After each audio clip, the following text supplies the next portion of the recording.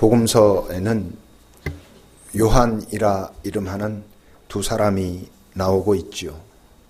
한 사람은 우리가 지금 읽고 있는 이 요한복음을 기록한 사도 요한이 있고, 또 한 사람은 우리가 알고 있는 예수님께 세례를 베푼 세례 요한 또는 세례자 요한이라는 또 한 명의 요한이 있습니다.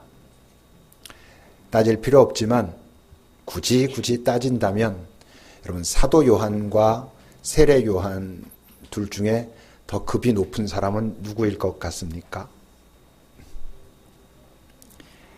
세례 요한이 더 급이 높은 사람입니다. 세례 요한은 성경에서도 오늘 본문에서도 나왔었지만 하나님께서 보낸 자고, 사도 요한은 예수님께서 보내는 자이거든요. 굳이 말하면 세례 요한이 군대로 말하면 더 상급 부대의 전령이라고 말할 수 있습니다.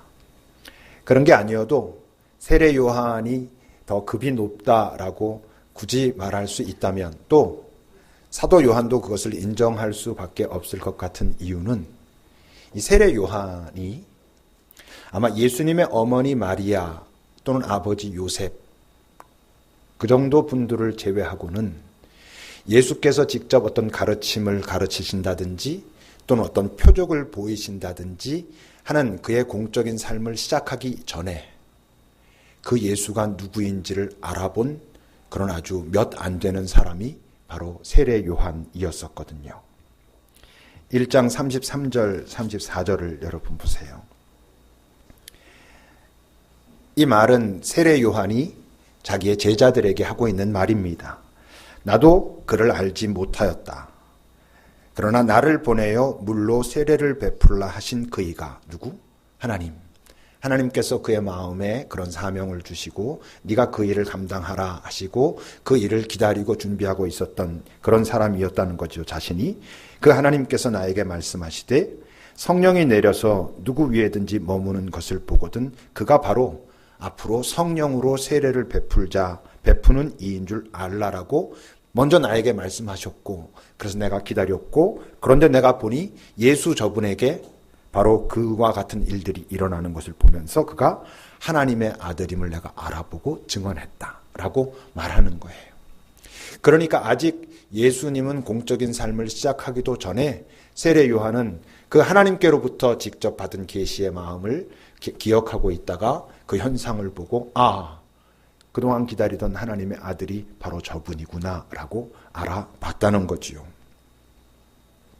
그 하나님의 아들을 기다렸고, 그리고 무엇보다 이 세례 요한은 예수님의 사적인 삶, 그동안에 30여 년 되는 그런 삶과 앞으로 살아갈 공적 삶, 3년여의 그 삶을 연결하는 연결고리 역할을 그에게 세례를 베풀므로 세례 요한이 감당하기도 했지요. 그래서 오늘 본문에는 이제 세례 요한의 이야기로 시작이 됩니다. 6절부터 여러분 보십시오. 하나님께로부터 보내심을 받은 사람. 지금 사도 요한이 세례 요한을 소개하고 있는 것입니다. 하나님께로부터 보내심을 받은 사람이 있었으니 그의 이름은 요한. 어떤 요한? 세례 요한이다 라는 거예요. 그가 증언하러 왔다. 곧 빛에 대하여. 먼저 하나님께로부터 그것을 들었고 알고 있었고 누구인지 발견했고, 그래서 예수가 빛이라는 것을 알게 됐고 그 빛에 대하여 증언하고 모든 사람이 자기로 말미암아 믿게 하려고 했던 그런 사람이다. 그러나 물론 그는 빛은 아니다. 그 빛에 대하여 증언하러 온 사람이다 라고 말합니다. 그러니까 세례 요한은 빛, 생명을 이 어둠의 세상에 보내시고자 계획하셨던 하나님의 계획을 알고 그래서 준비하고 기다렸던 사람이라고 하는 거죠. 그래서 23절에서 세례 요한 스스로 이렇게 말합니다. 같이 읽어보겠습니다. 1장 23절 시작.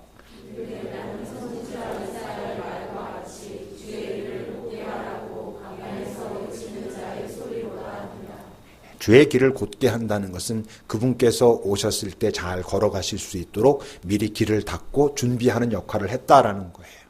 나는 그것을 드러내는 소리였다. 나의 실체는 그분과 비교해보면 아무것도 아니다. 뭐 이런 이야기를 지금 세례 요한이 하고 있는 것이죠. 15절에서 사도 요한은 또 세례 요한의 이야기를 합니다. 15절을 보십시오.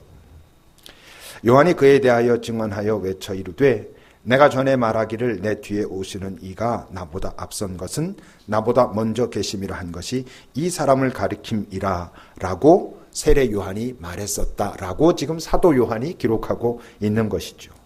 실제로 그 장면이 그 1장 29절부터 있습니다. 같이 읽어봅시다. 29절 30절입니다. 시작.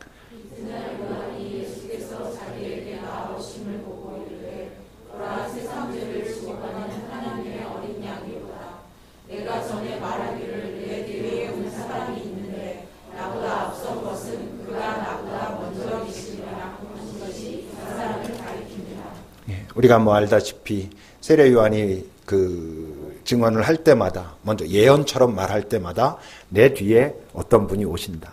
나는 물로 이렇게 세례를 베풀지만 그분은 성령으로 베푸실 분이고 나는 그의 신발끈을 풀기도 능력이 없는 그럴 만한 능력도 없는 사람이다. 이런 얘기를 해왔던 그 얘기를 다시 한번 반복하는 거지요.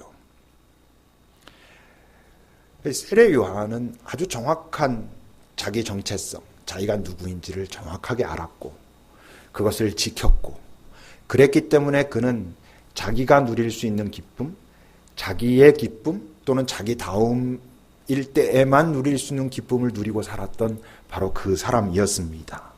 3장 29절 30절을 여러분 보세요.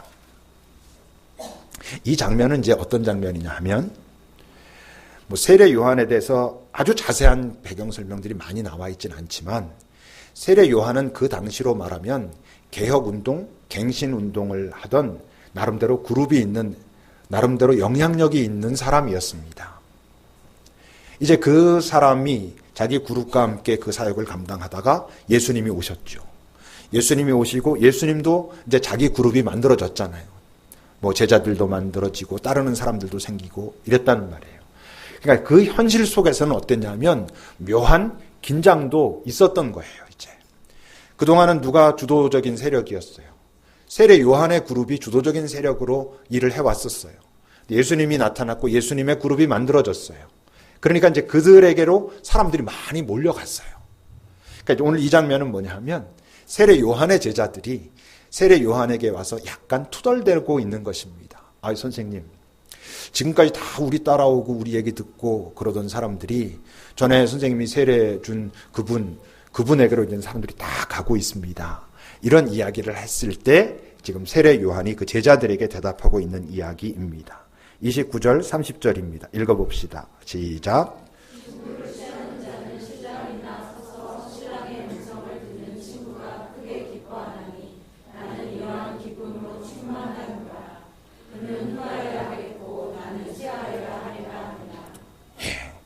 신랑은 누구예요? 예수님이 신랑이에요. 자기는 누구라는 거예요?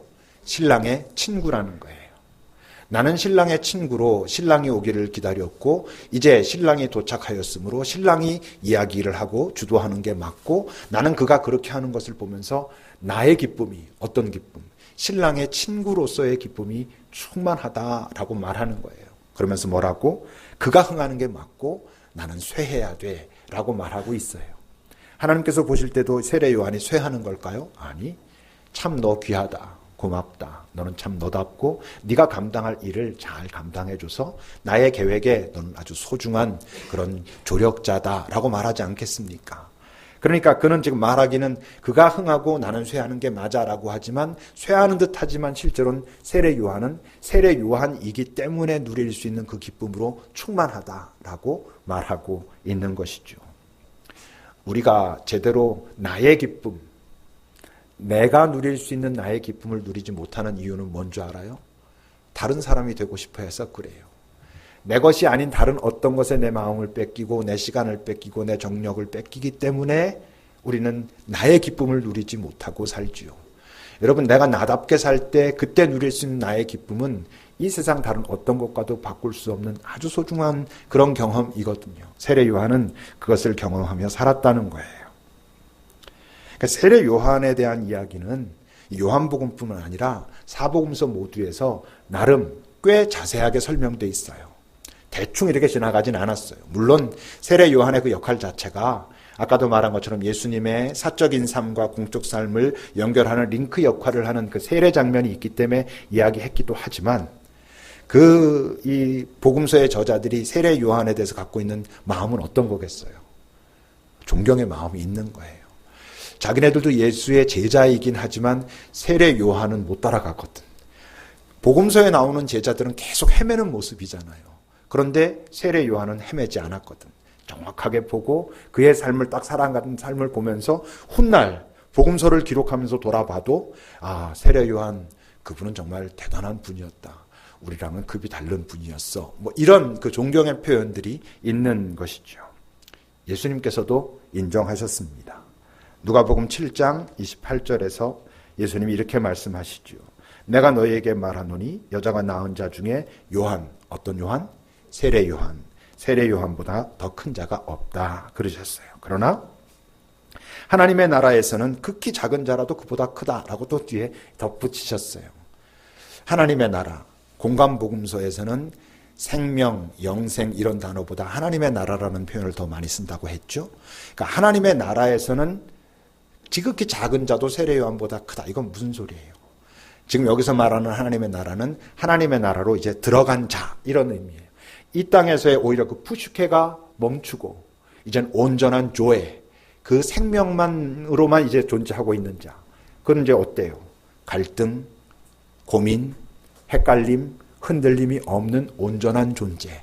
그러므로 세례 요한이 참 뛰어난 사람이긴 하지만 이 땅에 아무도 예수 당신을 알아볼 수 없을 때 그를 알아볼 만큼 뛰어난 영적인 사람이긴 하지만 그도 육신을 입고 있는 푸슈케를 여전히 가지고 있는 어쩔 수 없이 푸슈케에 조금은 헷갈릴 수밖에 없는 그런 존재이고 온전해지면 이제 세례 요한보다도 훨씬 나은 존재들로 그러니까 세례 요한도 푸슈케가 끝나면 이제 그런 존재가 되는 거죠. 근데 우리가 영생이라는 단어에 대해서 생명 또는 조회라고 말하고 있는 그 단어에 대한 우리가 자칫 잘못하면 오해가 있을 수 있어요. 영생 그러니까 그 주는 그 단어의 느낌이 뭐냐면 영원한 생명 이런 거잖아요. 영원한 생명이라고 할 때 드는 느낌은 끝없이 계속되는 생명 뭐 이런 느낌이죠. 이 땅에서 사는 것도 참 힘들어 죽겠는데 이거 끝나지 않고 계속 된다니까 그것도 지겹다 막 이렇게 생각할 수도 있어요. 근데 영생이란 영원한 생명이라는 표현보다는 더 정확한 표현은 영원의 생명이에요. 하나님의 생명. 그러니까 우리가 이 땅에서 영생을 경험한다는 것은 뭐 이 땅에서 우리가 영원히 죽지 않는 생명이니까 이제 안 죽고 계속 살아 이런 의미가 아니고 하나님의 생명, 영원 속의 생명이 이 땅으로 오신 그 생명을 우리가 맛보고 있는 거예요. 그러니까 그 생명은 영원의 생명이니까 우리가 말하는 지금 끝나지 않는다고 이런 느낌은 우리의 지금 이 질서 속의 시간, 직선적인 시간이잖아요. 그러니까 흘러가는. 근데 영원의 시간이라는 것은 그렇게 흘러가는 시간을 의미하지 않아요. 모든 순간이 현재로 존재하고 매 순간이 새로운. 그러니까 그건 우리가 지금 여기서 생각하는 그거 계속 죽지 않고 사는 것도 괴로울 텐데 나고 그거 좀 안 하면 안 되나 이런 것과는 본질적으로 다른 거예요. 언제 그 부분은 다시 이제 나눌 때가 있을 것입니다. 이제 그러면서 요한을 잠시 설명한 사도 요한이 이제 또 다시 본론으로 들어갑니다. 9절입니다. 함께 읽어봅시다. 9절 시작.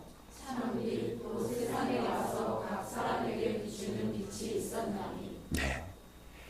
이 세상은 어떤 세상? 어둠의 세상, 조회 없는, 생명 없는 이 세상에 참 빛, 생명의 빛, 그 빛이 와가지고 비추기 시작했다라고 말해요. 이 문장은 매우 짜잔 뭐 이러듯이 긴장을 유발하고 있는 문장이에요. 왜 그래요? 이 어둠의 세상, 생명 없는 세상에 생명인 빛이 들어왔다는 것은 뭘 의미해요? 이제 이 어두움에 균열이 시작된다는 것을 의미해요.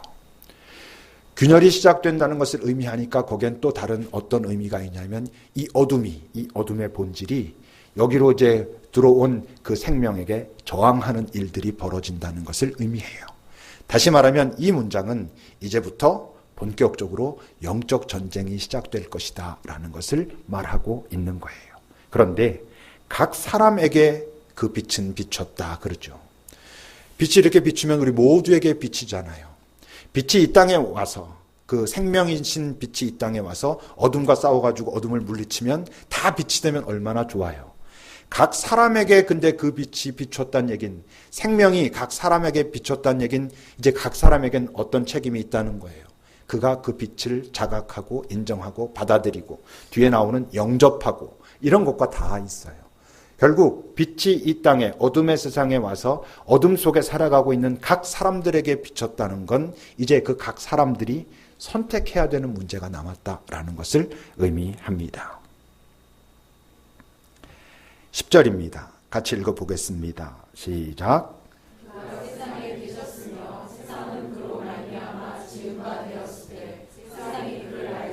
11절을 또 같이 읽어봅시다. 시작. 자, 이상하잖아요. 그가 세상에 오셨다, 계셨다. 그런데 그가 어떤 분이냐면 세상을 지으신 분이다. 그래요. 자기 땅에 오셨다. 근데 자기 백성들이 그를 알아보지 못했다. 이렇게 말하고 있어요. 왜 알아보지 못할까? 여러분,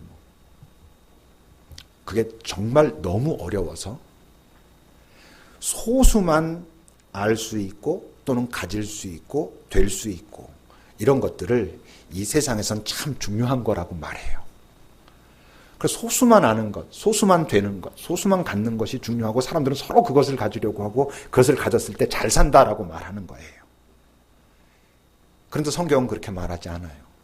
정말 그게 뭐 각기 서로 싸워가지고 힘센 놈만 갖게 되는 그것은 정말 중요한 건 아니야. 성경은 심지어 뭐라고까지 말하냐면 그것들 풀과 꽃 같아. 이렇게 말해요. 시간이 지나가면 다 없어질 것들이야. 이렇게 말해요. 정말 중요한 건 힘센 놈만 가지고 수 있는 게 아니에요. 모두가 다 가질 수 있는 게 정말 중요한 거예요. 그렇다면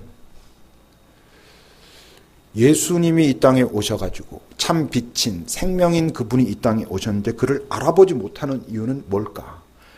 그가 누구인지 알아보는 게 너무 어려워서 아무리 노력하고 애쓰고 그래도 그를 도저히 알아볼 수가 없어서 그럴 만한 우리에게 능력이 없어서 아니에요. 만약에 그렇기 때문에 그것을 알아볼 수 있는 능력을 가진 소수만 그를 만나고 영접한다면 이건 불공평하지요. 성경은 그를 알아보지 못하는 이유는 그를 알아보는 것이 어렵기 때문이라고 말하지 않아요. 그를 알아보지 못하는 이유는 무엇 때문이냐면 이 어둠에 익숙해진 죄 때문이라는 거예요. 여전히 버리지 않고 있는 욕심, 고집, 주도권을 놓치지 않겠다라고 하는 그것들 때문에 알지 못한다라고 말하는 거예요. 이들이 빛이 이 땅에 와가지고 세상에 계셨지만 알지 못했고 땅에 왔지만 백성들이 영접하지 못했고 이랬는데 그들이 마지막 심판날 우리가 몰랐습니다. 아는 게 너무 어려웠습니다. 라고 항변하면 그래 너희들이 참 몰랐구나. 미안하다. 내가 좀 더 쉽게 해줘야 되는데 이러실까요? 아니에요. 예수님이 말씀하신 비유 중에 포도원 비유가 있어요. 포도원 주인 비유. 포도원 주인 비유의 이야기는 이런 내용이에요. 포도원의 주인이 있는데 그 주인이 포도원을 다 일구어 놓고 울타리도 잘 만들어 놓고 포도를 소출하면 그 포도즙을 짤 수 있는 틀까지도 다 완비해 놓고 먼 곳으로 갔다는 거예요. 일꾼들에게 맡겨 놓고 그리고 이제 그 포도의 열매를 딸 때가 돼서 자기 사람들을 다시 보내가지고 그 열매를 가져가려고 했더니 어떻게 했어요? 이들이 그들을 핍박하고 구박해요. 또 보냈어요. 그런데 이번엔 핍박할 뿐만 아니라 죽여요. 그러니까 주인이 생각해요. 설마 이제 마지막으로 내 아들을 보내면 이들이 이제 인정해야겠지. 아들을 보냈어요. 그때 그들은 이렇게 말을 했다라고 예수님이 그 비유 속에서 말씀하셔요. 자, 이제 아들이 왔다. 이를 죽이자. 이를 죽이면 이 모든 것과 그에 받을 수 있는 모든 유산이 우리 것이 되지 않겠느냐라고 말했다고 해요. 그 비유에서 예수님이 말씀하시고자 하시는 게 뭐예요? 내가 이 땅에 온 것을 너희들이 생명이 이곳에 왔는데 너희들이 알아보지 못하는 건 내가 너무 어렵게 나타났기 때문이 아니야. 너희들에게 있는 욕심 때문이고 너희들의 고집 때문이고 너희들이 가지고 있는 너희들의 그 주도권을 놓치지 않겠다라고 하는 그것이 나를 알아보지 못하게 막고 있는 거야. 나중에 보면 너희들이 그것을 알게 될 거고 그래서 너희가 책임져야 될 거야. 이렇게 말씀하시는 거예요. 어찌 보면 되게 무섭게 말씀하셔요. 그리고 12절입니다. 12절 같이 읽어보겠습니다. 시작.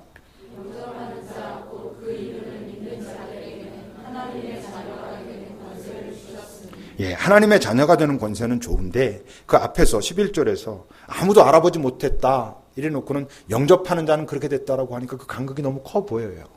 마치 그럼 어떤 사람들이 도대체 영접하는 거냐. 그것도 만약에 어떤 그것을 깨달은 소수만 한다라고 하면 불공평해 보이잖아요. 그죠? 예수님이 이 땅에 오셔서 세례를 받고 공적인 삶을 시작하시면서 선포하셨던 첫 선포의 핵심 메시지가 여러분 뭔지 아십니까? 마가복음 1장 14절 15절을 보세요. 요한이 잡힌 후, 세례 요한이에요. 그러니까 세례 요한이 자기 역할을 다 끝내고 잡히고 이제 얼마 안 있어 그건 죽습니다. 그리고 이제 예수의 사역이 본격적으로 시작되죠. 그러니까 예수께서 사역을 시작하시면서 하나님의 복음을 전파하시는데 그 전파하신 복음의 핵심 내용이 뭐냐 하면 15절이에요. 같이 읽어보겠습니다. 15절입니다. 시작.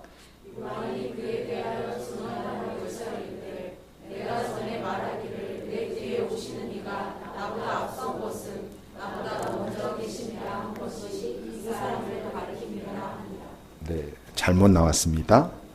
마가복음 1장 15절의 내용은 이거예요. 뭐 이렇게 더 집중하는 거죠, 이제. 때가 찼고 하나님 나라가 가까웠으니 회개하고 복음을 믿으라. 이거예요.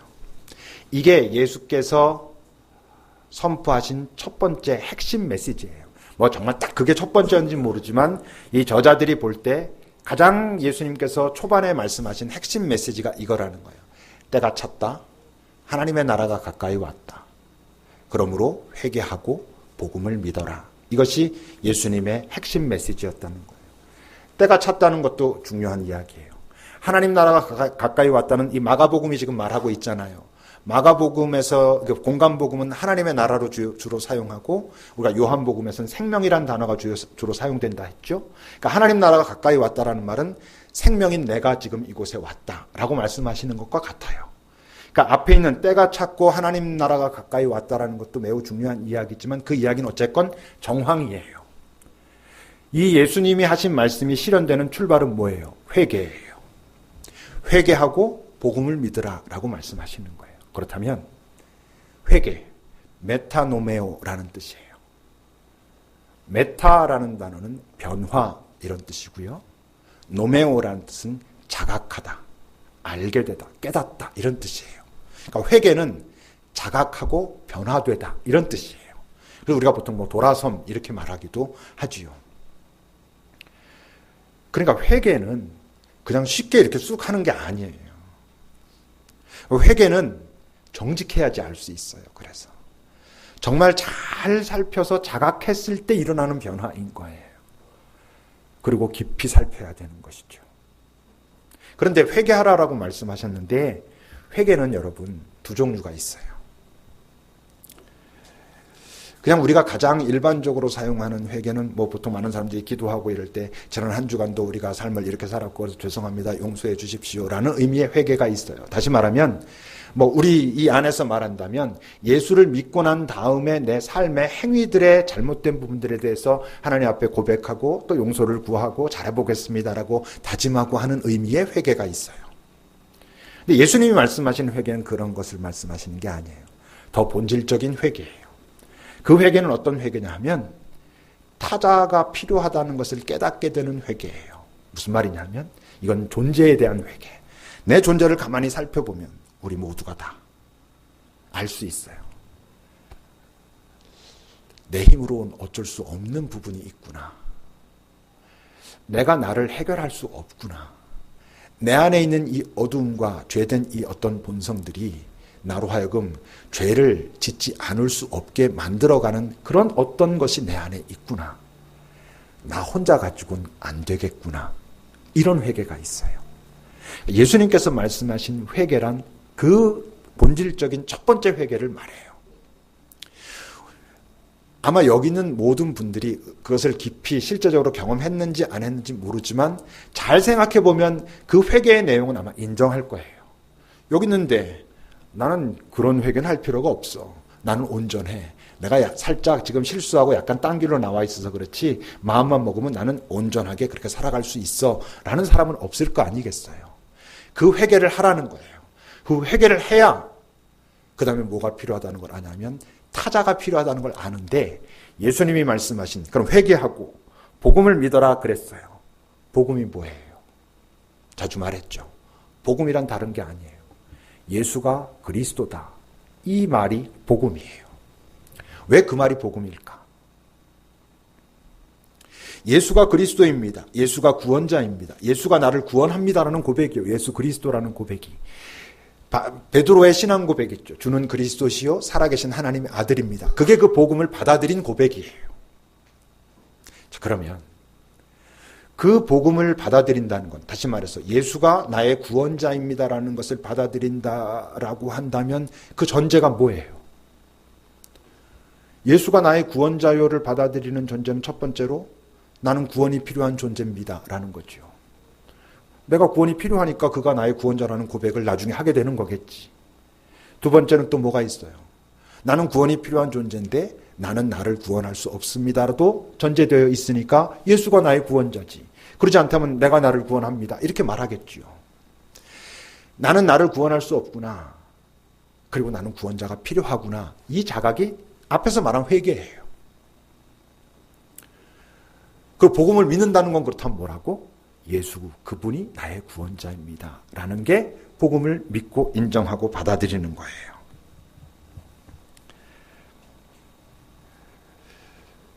근데 이제 문제가 있어요. 아까도 말한 것처럼 여기는 우리 모두가 내 존재의 불완전함, 내 존재의 핵심적인 본질적인 부분에 있어서의 무능력함을 부정하는 사람은 아마 없을 거예요. 이제 우리에게 던져지는 질문, 순간순간 우리에게 올라오는 고민이 뭐예요? 그건 인정하겠는데 왜 예수 그가 2000년 전 팔레스타인 땅에 있던 그가 나의 구원자가 될 수 있는가? 이것이 이제 우리의 고민이죠. 요한복음 저자가 우리가 지난주에 요한복음을 왜 기록했다 했어요? 두 가지 이유 때문이라 했죠. 내가 이것을 기록하는 이유는 요한복음 20장에서 내가 너희에게 전한 이런 이야기들을 통해서 예수께서 하나님의 아들 그리스도이심을 믿게 하려 함이다라는 게 첫 번째였어요. 지금 우리가 아까 말한 것처럼 우리가 회개는 하겠는데 왜 예수가 나의 구원자여야 하는가 또는 구원자일 수 있는가라고 하는 답을 이제 요한복음에서 내가 변증해 가겠다라고 말하고 있는 거예요. 그렇게 함으로 그 이름을 힘입어 생명을 얻게 하려 함이다라는 게 요한복음을 기록한 목적이다라고 우리가 지난주에 살폈죠. 그러니까 우리가 앞으로 요한복음을 읽어가면서 그것을 보게 될 거예요. 12절을 여러분 다시 보세요. 본문 12절입니다.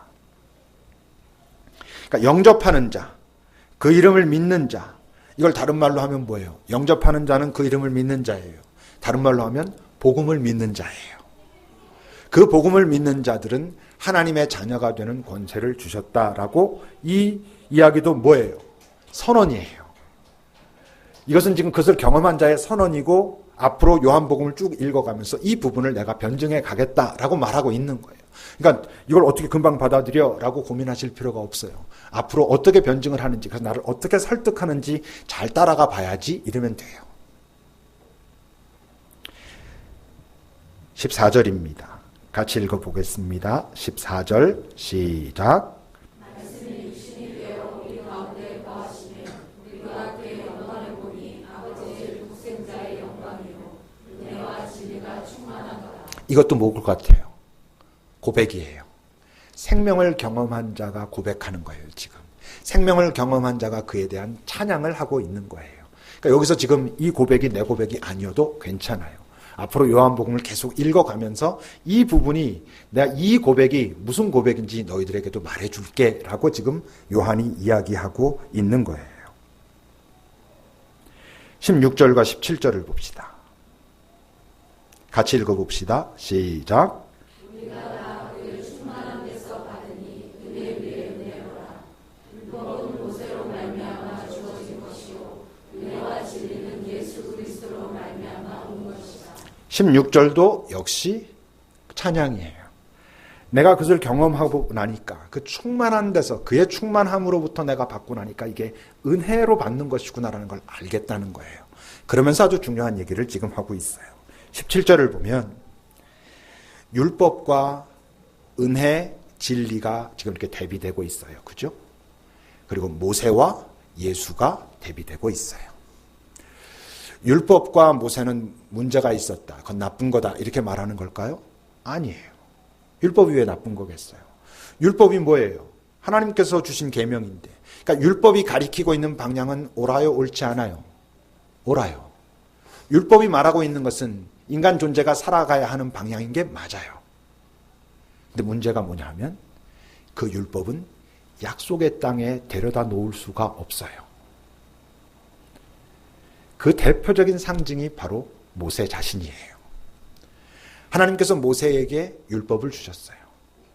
율법을 맡은 자가 되게 하셨어요. 모세가 그 율법을 지키고 백성들을 이끌고 갔어요. 그 가는 방향이 맞았어요? 틀렸어요? 맞았어요. 가나안 땅을 향해서 갔어요. 근데 모세는 가나안 땅에 들어가지 못했어요.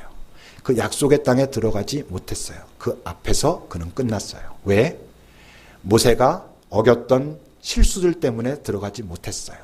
그 구약에서는 그게 상황으로 그렇게 나오지만 이제 신약 속에서 모세를 이렇게 등장시키면서 하는 이야기는 뭐예요? 모세로 대표되는 율법, 그것이 바른 방향을 가리키는 게 맞지만 율법을 다른 말로 하면 우리 행위예요. 그 행위 자체로는 우리가 약속의 땅, 온전한 하나님의 나라에 도달할 수가 없어 라고 말하는 거예요. 우리가 그것을 지킬 수가 없기 때문에 지난주에 우리가 나눈 말로 하면 내가 열심히 노력한다고 내 안에 그 없어졌던 조회, 하나님의 생명이 만들어지는 게 아니란 말이에요. 지금부터 조금만 더 노력하면 내 안에 그 생명이 만들어질 수 있는데 이런 게 아니라고 지금 말하고 있는 거예요. 그래서 뭐로? 은혜로라 하고.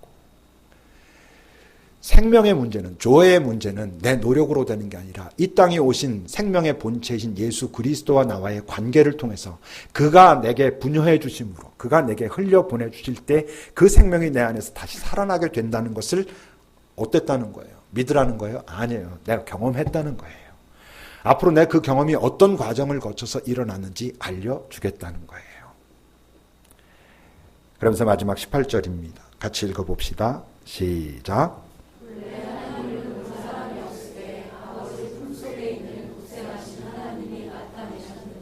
무슨 말일까요? 하나님을 본 사람은 없다. 그동안은 하나님을 어떻게만 알았다? 관념적으로, 개념적으로 그냥 대략 알았어요. 그런데 이제는 어떻게 됐다는 거예요? 예수 그리스도를 통해서 내가 그 하나님을 실제적으로 경험하게 되었다. 이런 얘기를 지금 하고 있는 거예요. 그러니까 무슨 소리예요? 이 말 속엔 어떤 의미가 있냐면 정말 하나님을 알고 싶다면, 하나님의 마음을 알고 싶다면, 하나님의 사랑을 정말 경험하고 싶다면 이제부터 내가 너희에게 소개하는 예수를 바라보라는 거예요. 대충 바라보지 말고 천천히 오랫동안 치밀하게 철저하게 바라보라는 거예요. 이렇게 깊이 바라보고 나면 그 예수 안에서 하나님의 사랑이 무엇인지, 하나님의 마음이 무엇인지, 그에게 생명이 있다는 것이, 내게는 없는 생명이 그에게 있다는 것이 무엇인지, 그래서 어떤 일이 벌어지고 있는지를 너희들이 이제 보게 될 것이고, 그런 것들을 잘 보고 나면 결국 무엇을 고백하게 될 것이다? 예수 그분이 하나님의 아들 그리스도이신 게 맞구나. 그분을 통해서 내가 생명을 얻는 게 맞구나라는 걸 알게 될 거라는 거예요. 어렵습니까? 대략 들었던 말들이죠. 그죠? 제가 학교에서 옛날에 수학을 가르칠 때 우리 친구들에게 그런 말들 했었어요. 내가 지금 이 문제 이렇게 설명하는 거 너희들이 이렇게 앉아가지고 눈으로 이렇게 보면서 무슨 소리인지 알 것 같네. 그건 아직 이 문제를 안 게 아니야. 너희들이 이 문제를 이제 알았고 그거 이제 내가 분명히 알겠습니다라고 말할 수 있으려면 내가 이렇게 설명할 때 내가 설명하는 걸 들으면서 대충 이해하는 정도로서는 안 되고 이 문제를 알지 못하는 애에게 네가 직접 설명해서 이해시킬 수 있어야, 적어도 잘 설명할 수 있어야 네가 이 문제를 아는 거야 라는 얘기를 하곤 했었어요. 우리의 지금까지 교회 신앙생활들이 어떠냐면 이렇게 앉아서 되게 이렇게 보는 신앙이었잖아요. 보고 오늘은 은혜가 됐어. 오늘 목사님 말씀 내 마음에 들었어. 우리 사실 이런 정도인 경우가 많지요. 저는 이런 기대나 또는 소망이 있어요. 오늘 이렇게 들었지만 어떤 부분 좀 걸리는 부분도 있고 이해가 안 되는 부분도 있고 하여튼 다양할 거 아니겠어요. 저는 여러분이 주중에 한 번이건 두 번이건 다시 말씀을 찾아서 우리 인터넷에 나오니까 다시 들으면서 적어보고 확인해보고 이런 공부들이 있기를 바라요. 여러분 수학 문제 하나를 자기가 알려고 해도 선생님이 한번 딱 풀어준 것 같고 그가 그 문제 압니까? 지가 혼자 다시 풀어보고 유제도 풀어보고 막 이러면서 그 문제를 알아가는 거잖아요. 자주 말하지만 이 땅에 이 복잡한 그리고 본질적으로 어둠인 세상에 살면서 그 빛 대신 그분을 만나려고 하는 게 왜 쉽겠어요? 왜 간단하겠어요? 지금 여러분들이 가지고 있는 딱 자기의 틀, 지금 나 저 목소리, 저 얘기 들으면서도 이래 저래 머릿속으로 왔다 갔다 하는 거 정말 그게 옳겠어요? 아닐 수 있을 거라고 일단 의심해야죠. 그리고 제 말로서가 아니라 이 사도 요한이 자기의 그런 삶을 다 고백하면서 이제 알게 된 그 예수를 내 너희들한테 말하려고, 그리고 성령의 인도를 따라 성령께서 이젠 우리에게 또다시 그 말씀이 살아나서 오게 하신 이 말씀 속에 좀 깊이 들어가 봐야 내가 그동안 그냥 예수 그리스도 그랬던 게 이런 거였구나. 그 생명이란 게 이런 거였구나 라는 걸 제대로 알죠. 그럼 그래야 우리가 이 땅에서 생명 가진 자, 영생, 조회 가진 자로 살 수 있지요. 이제 여기까지가 요한복음의 서론이에요. 내가 이것을 앞으로 변증해 가겠다라고 요한이 일단 꺼내놓은 거예요. 앞으로 그 과정이 시작될 거예요. 전 여러분들에게도 그런 기대가 있기를 바라요. 이런 과정을 거치면서 이젠 내가 누구를 만나도 내가 믿는 복음이란, 내가 예수를 믿는다는 건 이런 뜻이고 그래서 내가 지금 이런 존재가 되었어 라고 말할 수 있는, 여러분 이단은 그걸 다 설명하는 법까지를 배웁니다. 거기에 멤버들은 다 그렇게 하기 때문에 우리 기성교회 사람들이 그들과 만나면 그것도 다 맞는 것 같은데 이렇게 되는 거예요. 그냥 듣는 데만 익숙하니까. 자기화시키는 작업이, 하나님을 자기화시키는 작업이 우리에게도 일어나야 되는 거예요. 기도합시다.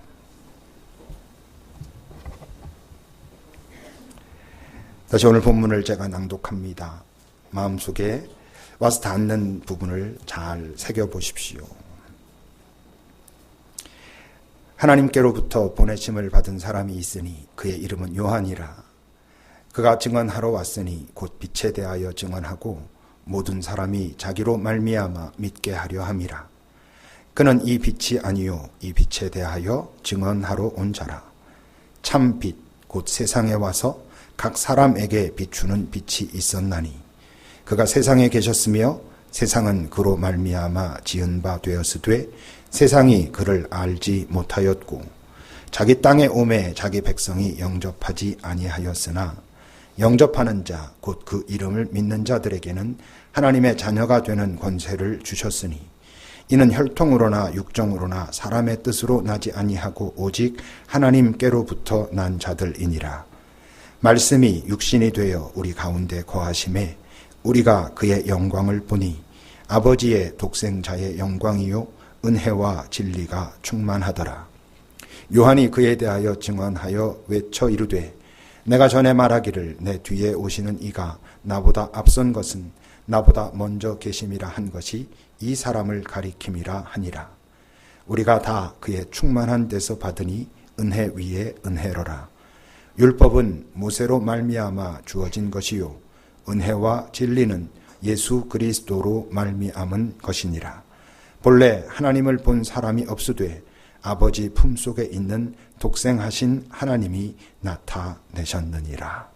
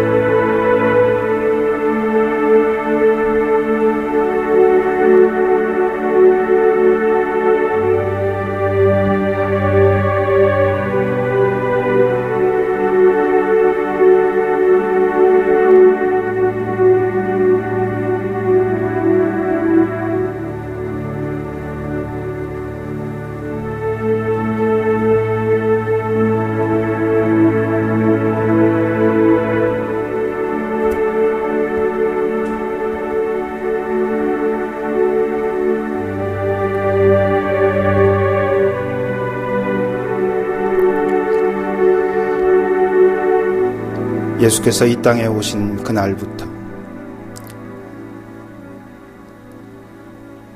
빛이신 생명이신 주님께서 어둠의 이 세상에 온 그날부터 치열한 영적 전쟁이 이미 시작되었음을, 그리고 그 전쟁은 지금도 여전히 진행되고 있는 것이란 것을 우리가 알게 하옵소서. 끊임없이 성경에서 우리를 향하여 깨어 있으라고 영적 전쟁에서 패하지 말라 말을 하고 있는 그 말의 의미가 무엇인지 우리가 마음속에 기억하고 살아가는 자들이 되게 하소서. 여기 있는 우리 모두가 생명 가진 자로, 생명 충만한 자로 살아있기를 원하지만, 그러나 어쩌면 내 머리는 그렇게 생각하나 실제 나는 아직도 어둠에 속한 자일 수도 있다라는 것을 살펴보게 하옵소서. 주님, 그러나 원하는 모든 자에게 하나님의 자녀가 되는, 생명 가진 자가 되는 그 은혜로 우리에게 다가오셨다는 것을 우리가 다시 한번 마음에 기억하고 그 생명을 갈구할 수 있도록, 생명을 가졌다면 그 생명이 더 충만해지기를, 풍성해지기를 구할 수 있도록 우리를 가르쳐 주소서. 여기는 우리들 모두 생명을 가진 자로, 생명을 경험하며 이 땅에 사는 자로 그렇게 살아가게 하소서. 우리가 생명이 있어도 우리의 육신은 여전히 이 어둠에 익숙하다는 것도 기억하고 깨어 우리를 살피며 서로 격려하고 위로하며 생명의 사람들로, 빛의 자녀들로 이 땅을 살아갈 수 있도록 도와주소서. 예수님의 이름으로 기도합니다. 아멘.